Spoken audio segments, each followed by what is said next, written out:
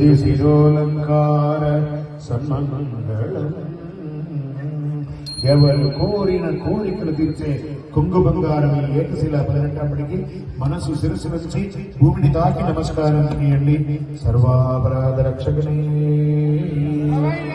సర్వమంగళదాయకనే హరిహర సుధనానంద చిత్తనయ్యనయ్యప్ప స్వామియే శరణమయ్యప్ప. ప్రత్యేకించి ఈరోజు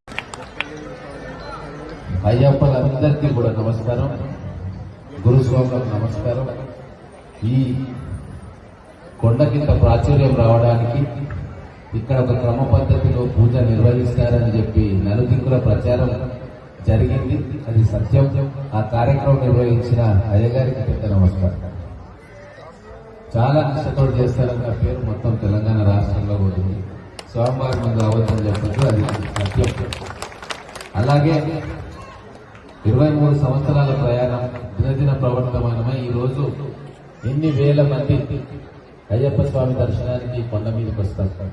ప్రతి ఒక్కరు కూడా చిన్నవాళ్ళ నుంచి పెద్దవాళ్ళ దాకా ప్రతి ఒక్కరు తనకు తోచిన రీతిలో ఈ దేవాలయం తన దేవాలయంగా భావించి వారు ఇష్టపడి కష్టపడి దేవాలయాన్ని నిర్మించుకున్నారు.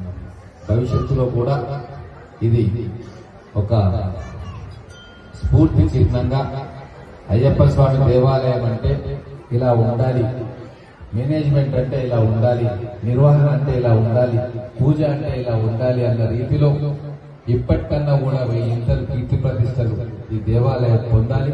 మన అందరం కూడా అయ్యప్ప స్వామి ఇలాగే 100 సంవత్సరాలు పూజ చేసుకొని ఈ మహబూబ్ నగర్ పట్టణానికి అయ్యప్ప దివ్యాశీస్సులు ఎప్పటికి కూడా ఈ పట్టణ ప్రజల మీద ఉండాలని కోరుకుంటూ, నాకు ఈ అవకాశం ఈ రోజు మీ ముందొచ్చి మాట్లాడుతున్నానంటే అది ఖచ్చితంగా వారి దీవెన. వారి మనకు ఆశీర్వదించారు. అయ్యా మీరు కూడా ఈ పూజలో పాల్గొనే అవకాశాన్ని ఆ స్వామివారు మనకు ఇచ్చారు. కాబట్టి ఖచ్చితంగా ఈ దేవాలయ అభివృద్ధిలో మళ్లీ మా వంతు పాత్ర వారు ఆశిస్తున్నారని చెప్పవచ్చు. అలాగే మన భక్త సమాజం కూడా ఖచ్చితంగా ఆశిస్తుంది.